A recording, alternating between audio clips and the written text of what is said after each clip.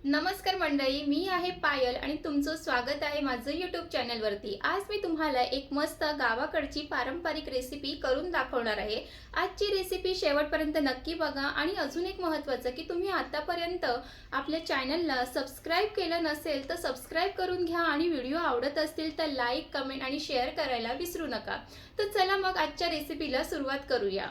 आपण नेहमी south Indian famous dish idli dosa खातो, पण आज आपण पाहणार आहोत आपल्या पारंपरिक पद्धतीने गावाकडे हमखास बनवली जाणारी इडली डोसा रेसिपी। आणि ही पारंपरिक रेसिपी बनवताना कोणतेही मिक्सर ग्राइंडर वापरण्याची गरज नाहीये। सगळं काही निसर्गाच्या आणि हाताने तयार करायचं आहे। आजकाल ही पारंपरिक रेसिपी हळूहळू नाहीशी होत चालली आहे, पण जर घरात वयस्कर माणसं असतील तर त्या घरात ही रेसिपी अजूनही जिवंत आहे। चला तर मग पाहूया ही पारंपरिक इडली डोसाची रेसिपी। पारंपरिक पद्धतीने इडली डोसा बनवण्यासाठी लागणार आहे ताडी, ज्याला नीरा असेही म्हणतात। ताडी ही ताडाच्या झाडापासून मिळणारी नैसर्गिक गोड रस आहे। गावाकडे लोक ताडाच्या झाडावर छिद्र करून त्यातून येणारा रस काढला जातो। तर इथे ही ताडी घेतलेली आहे। आता या ताडीचं पुढे काय करायचं ते सांगते। तर इथे एक पातेला घ्यायचं आहे आणि त्यामध्ये मी तांदळाचं पीठ टाकून घेणार आहे। इथे मी तांदळाचं पीठ 1.5 वाटी इतकं घेणार आहे। त्यानंतर हे तांदळाचं पीठ पाण्याने भिजवायचं नाहीये, तर हे ताडीने त्याला भिजवून घ्यायचं आहे। तर त्यामध्ये सर्वात आधी एकदाच ताडी टाकायची नाहीये, थोडं थोडं ताडी टाकून ते व्यवस्थित पिठामध्ये मिक्स करून घ्यायचं आहे। आणि तुम्हाला हे पारंपरिक पद्धतीचे इडली डोसा बनवण्यासाठी घरात तांदळाचं पीठ असलं पाहिजे। तांदळाच्या पिठाशिवाय हे डोसा बनून तयार होणार नाही। आणि थोडं थोडं ताडी टाकून ते मी एकदम अशा पद्धतीने ते बॅटर बनवून घ्यायचे। त्यामध्ये कुठेच असं तांदळाच्या पिठाच्या गुठळ्या राहिल्या नाही पाहिजे। आणि जेव्हा आपण घरात south Indian special idli dosa बनवतो तेव्हा तर सर्वात आधी तर 7-8 तास तांदूळ आणि डाळ भिजून ठेवावं लागतं। त्यानंतर मग मिक्सरला फिरून घेऊन मग रात्रभर त्याला आंबवण्यासाठी ते पीठ ठेवावं लागतं। पण आपल्या पारंपरिक पद्धतीने बनवताना कोणतेही डाळ तांदूळ भिजून ठेवावं लागत नाही, मिक्सरला फिरून घ्यावं लागत नाही। तर इथे तुम्ही पाहू शकतात की अशा पद्धतीचं हे बॅटर करून घ्यायचं आहे। जसं इडली डोस्याला बॅटर बनवतो ना, तसंच इथे बॅटर बनवून घ्यायचं आहे। आणि इथे तुम्ही पाहू शकतात की हे बॅटर जास्त पातळही नाही आणि जास्त जाडही नाही, तर हे अशाच पद्धतीचं करून घ्यायचं आहे। त्यानंतर त्यावरती झाकण झाकून पूर्ण रात्र तसंच ठेवायचं आहे हे पीठ आंबवण्यासाठी। आणि हे तांदळाचं पीठ पूर्ण रात्रभर ताडीमध्ये छान आंबवून घेतल्यामुळे त्याचे डोसे इडली खाताना खूप छान लागते। आणि इथे तुम्ही पाहू शकतात की दुसऱ्या दिवशी हे पीठ किती छान असं आंबून तयार झालेलं आहे।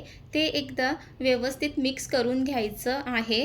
आणि ही रेसिपी पारंपरिक असल्यामुळे आता ह्या बॅटरमध्ये अजून काय टाकणार आहे ते तुम्हाला पुढे कळणारच आहे। त्यानंतर हे बॅटर व्यवस्थित मिक्स करून झाल्यानंतर त्यामध्ये टाकायचं आहे गूळ किंवा साखरही टाकू शकतात।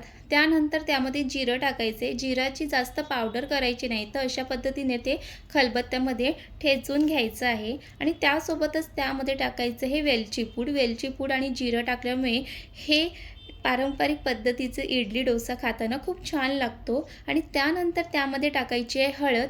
एक पिवळसर रंग येण्यासाठी त्यामध्ये हळद टाकली जाते। त्यानंतर हे सर्व टाकल्यानंतर ते व्यवस्थित मिक्स करून घ्यायचं आहे। आणि ह्यामध्ये गुळाचं प्रमाण हे ताडीवर अवलंबून असते। ताडी जर जास्त गोड असेल तर मग गुळाचं प्रमाण तिथे कमी टाकायचं, आणि जर ताडी कमी गोड असेल तर मग तिथे गूळ साखर हे थोडंसं जास्त टाकावं लागते। आणि इथे तुम्ही पाहू शकता की ह्यामध्ये हळद टाकल्यानंतर ह्याचा रंग हा बदललेला आहे। आणि ह्यामध्ये मी थोडंसं अजून गूळ आणि साखर टाकलेली आहे। आणि ह्यामध्ये गूळ टाकताना शक्यतो बारीक करून टाका, जेणेकरून ते लवकर विरघळलं जाते। आणि इथे तुम्ही पाहू शकतात की आपलं हे बॅटर बनून तयार झालेलं आहे। त्यानंतर अगदी 5 मिनिटासाठी हे बॅटर झाकण झाकून बाजूला ठेवून घेऊया। आणि आता पुढची तयारी करून घेऊया। इथे मी गॅसवरती कढई ठेवते। कढई, पातेला काहीही घेऊ शकतात। जर तुमच्याकडे स्टीमर असेल तर तेही तुम्ही वापरू शकतात। त्यानंतर मी ते कढईमध्ये पाणी टाकून घेतलेलं आहे। ते पाणी गरम होईपर्यंत इथे मी वाट्यांचा वापर करणार आहे, कारण हे इडली बनवताना तुम्ही इडली पात्राचाही वापर करू शकतात, पण मी पारंपरिक पद्धतीने हे बनवत आहे त्यामुळे इथे मी पारंपरिक वस्तूचाच उपयोग करते। त्यानंतर इथे वाटी किंवा ग्लासही वापरू शकतात. त्यानंतर मी इथे वाटीमध्ये थोडंसं तेल टाकून घेतलेलं आहे आणि वाटीमध्ये ते तेल व्यवस्थित पसरून घ्यायचं आहे. कारण आधीच्या काळी काही इडलीचं भांडं वगैरे असं स्टीमर काही नसायचं. मग तेव्हा असं वाटी किंवा ग्लासमध्ये ते पारंपरिक पद्धतीची इडली बनवली जायची. मी सुद्धा त्याच पद्धतीने बनवणार आहे. त्यानंतर इथे तेल लावून घेतल्यानंतर हे बॅटर त्यामध्ये टाकून घ्यायचं आहे. पूर्ण वाटी भरून घ्यायचं नाही आहे. तर थोडंसं अर्धीच वाटी त्यामध्ये हे बॅटर टाकायचं आहे, कारण ते स्टीम झाल्यानंतर वर येते. आणि जर तुम्हाला वाटी किंवा ग्लास वापरायचा नसेल तर तुमच्याकडे इडलीचं भांडं असेल तर तुम्ही त्यामध्ये हे बॅटर टाकून त्यातूनही इडली बनवू शकतात. आणि त्यानंतर इथे पाहू शकतात की पाणी पण छान गरम झालेलं आहे. त्यानंतर इथे माझ्याकडे अशी रिंग आहे. ह्या रिंगचा वापर करणार आहे. जर रिंग नसेल तर तुम्ही त्याच्या खाली प्लेट पण ठेवू शकतात. आणि आधीच्या काळी तर असंच प्लेट, वाटी ठेवली जायची खाली. त्यानंतर मी एक करून सर्व वाट्या त्या रिंगवरती ठेवून घेणार आहे. इथे पाहू शकतात की सर्व वाटी व्यवस्थित ठेवून घेतलेलं आहे. आणि हे वाटी ठेवल्यानंतर एक 10-15 मिनिटासाठी छान अशी वाफ काढून घ्यायची आहे. तर चला मग ह्याच्यावरती ना झाकण ठेवून घ्यायचं आहे. आणि हे झाकण पण काचेचं आहे, तर हे आपल्याला दिसेलच. आणि हे वाफवून घेत असताना ना गॅस मंद आचेवरतीच ठेवायचं आहे. फास्ट गॅस ठेवू नका. त्यानंतर इथे छान इडली वाफत आहे. आता दुसरीकडे छान असे डोसे करून घेऊया. त्यासाठी इथे मी गॅसवरती तवा ठेवून घेतलेला आहे आणि इथे तुम्ही पाहू शकतात की इडली छान अशी वाफायला सुरुवात झालेली आहे. तर इथे गरम तवा झालेला आहे. वरून असं मी पाणी टाकून घेणार आहे आणि कपड्याने पुसून घेणार आहे. जसं आपण डोसा बनवताना करतो तसंच सेम इथेही करायचं आहे. आणि त्यानंतर मग तव्यावरती बॅटर टाकून हे असं पसरून घ्यायचं आहे. जसं डोसा करताना पसरून घेतो तसंच इथेही पसरून घ्यायचं आहे. आणि आज पारंपरिक पद्धतीची रेसिपी करताना मला माझ्या लहानपणीची आठवण आली.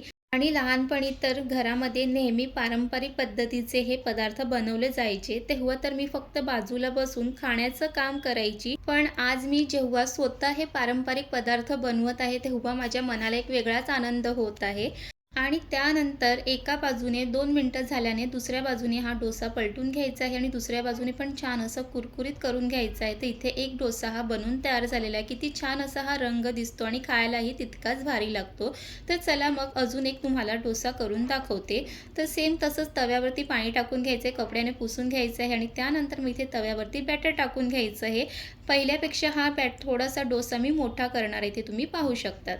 आणि ह्या एका बॅटरपासून तुम्ही ह्यापासून इडली, डोसा, घावणे, आप्पे, उत्तप्पा हे सर्व काही बनवू शकता. तुम्हाला ह्यातली काही रेसिपी हवी असेल तर मला नक्की कमेंट करून सांगा. ती रेसिपी मी तुमच्यासाठी नक्कीच घेऊन येईन. तर इथे छान असं बॅटर टाकून झालेलं आहे. आणि एक महत्त्वाचं की ह्यामध्ये आपण कोणतंही इनो, सोडा काहीही वापरलेला नाही आहे. चला मग इथे बघूया की इडली ही झालेली आहे की नाही. इथे पाहू शकतात की वाटीमध्ये जे बॅटर टाकले ते किती असं वर आलेलं आहे. आता हे झालेले आहे की नाही हे कसं चेक करायचं ते तुम्हाला मी सांगते. तर इथे हे झाकण उघडून बघूया. इथे पाहू शकतात की मस्त असं हे बॅटर आहे ते वर आलेलं आहे. आणि त्यामध्ये टाकलेलं जिरं, वेलची पूडसुद्धा अशी वरती दिसते. आणि त्यानंतर ही इडली झालेली आहे की नाही ते चेक करायचं कसं, तर चाकू घेतलेला आहे. ते असं इडलीच्या मध्ये टाकून बघायचं. जर चाकू व्यवस्थित बाहेर निघाला आणि त्या चाकूला काहीही लागलं नसेल तर मग ते इडली झालेली आहे ते असं समजायचं. इथे तुम्ही पाहू शकतात की चाकूला कुठेही काही असं हे बॅटर लागलेलं नाही आहे. तर इथे आपली इडली ही बनून तयार झालेली आहे. आणि जर चाकूमध्ये बॅटर लागत असेल तर मग 5 मिनिटासाठी परत ती इडली स्टीम करायला ठेवून द्यायचं आहे. आणि हे मी एक 10 मिनिटं ठेवले आणि 10 मिनिटामध्ये ही इडली छान बनवून तयार झाली आहे. तर एका साईडला हे थंड करायला ठेवायचं आहे. आणि दुसरीकडे डोसा करायला ठेवलेलं त्यालासुद्धा दुसऱ्या बाजूने पलटून घ्यायचं आहे. इथे तुम्ही पाहू शकतात की डोस्याला किती छान असा रंग हा आलेला आहे. आणि तितकंच ते चवीलाही खूप छान लागतं. तुम्हाला डोसा कुरकुरीत पाहिजे की सॉफ्ट पाहिजे तुम्ही त्या पद्धतीने करून घ्यायचं आहे.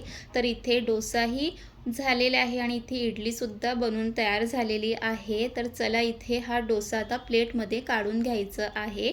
आणि अशाच पद्धतीने मी बाकीचे पण डोसे आणि इडली बनवून घेणार आहे. आणि अजून एक महत्त्वाचं की हे डोस्यावरती तुम्हाला जर तेल लावायचं असेल तर तेल, तूप, बटर काहीही तुम्ही लावू शकतात. तर इथे मी थोडंसं तेल लावलेलं आहे वरून. त्यानंतर हा असा कुरकुरीत डोसा हा प्लेटमध्ये काढून घेते इथे तुम्ही पाहू शकता. तर चला इथे वाटीसुद्धा बाजूला काढून घेतलेले आणि ते सुद्धा थंड झालेले आहेत. थंड झाल्यावरतीच काढा. गरम-गरम असताना जर काढायला गेलं तर ते तुटू शकतात आणि ते निघणारही नाही व्यवस्थित. तर इथे डोसा आणि इडली छान अशी बनवून तयार झालेली आहे आणि रंग पण सुरेख आलेला आहे. पाहूनच तुम्हाला तोंडाला पाणी सुटेल आणि खायलाही तितकंच चवीला भारी आहे. त्यानंतर ह्या वाटीतलं इडली काढून घ्यायची आहे. त्यासाठी काय करायचं, एक चाकू घ्यायचं आहे आणि वाटीच्या सर्व बाजूच्या कड्याने असं फिरवून घ्यायचं आहे. असं केल्याने त्यातलं जी इडली आहे ती व्यवस्थित बाहेर निघते आणि सुरुवातीलाच आपण ह्यामध्ये तेल लावून घेतलेलं आहे ना, तर हे सहज निघते. इथे तुम्ही पाहू शकतात आणि इथे तुम्ही पाहू शकतात की इडली किती मस्त अशी झालेली आहे. टम्म अशी फुगलेली पण आहे. ह्याच्यामध्ये कुठेच आपण इनो, सोडा काहीच वापरलेला नाही आहे. आणि ह्यामध्ये टाकलेलं जिरं, वेलची पूड ही सुद्धा त्यामध्ये दिसते आणि त्याच्यामुळेच हे खाताना अजून चवीला खूप छान लागते. तर अशाच पद्धतीने बाकीचेही वाटीतलं हे इडली काढून घेणार आहे आणि ते पटापट निघते, त्याला काही जास्त वेळ लागत नाही. आणि तुम्ही सुद्धा आपल्या पारंपरिक पद्धतीचे इडली डोसाची रेसिपी नक्कीच करून बघा. आणि ही आपली पारंपरिक पद्धतीची रेसिपी असल्यामुळे त्याला काही जास्त वेळसुद्धा लागत नाही आहे. फक्त रात्री पीठ भिजवून ठेवा ताडीमध्ये आणि सकाळी मग झटपट असे डोसा, इडली, उत्तप्पा काहीही तुम्ही त्याच्यापासून बनवू शकतात. आणि ह्यामध्ये लागणारे साहित्य जसं की तांदळाचं पीठ, जिरं, वेलची पूड, गूळ हे तर आपल्या घरी असतेच. फक्त ताडी आणायची गरज आहे आणि मग अशी पारंपरिक रेसिपी बनवून तयार होते. आणि तुमच्याही घरी असे पारंपरिक पद्धतीने ताडीचा वापर करून असे इडली डोसाची रेसिपी बनवली जाते का, हे नक्की मला कमेंट करून सांगा. आणि आजची रेसिपी जर आवडली असेल तर लाईक, शेअर, कमेंट आणि सबस्क्राईब करायला विसरू नका. आणि तुमच्या मित्रमैत्रिणींना अशी रेसिपी शेअर करा, जेणेकरून ते सुद्धा असे पारंपरिक पदार्थ बनवून त्याचा आस्वाद घेऊ शकतात. आणि तुम्ही सुद्धा ही रेसिपी नक्की ट्राय करणार असेल तर कमेंटमध्ये लिहा की ही रेसिपी आम्ही ट्राय करणार आहोत असं.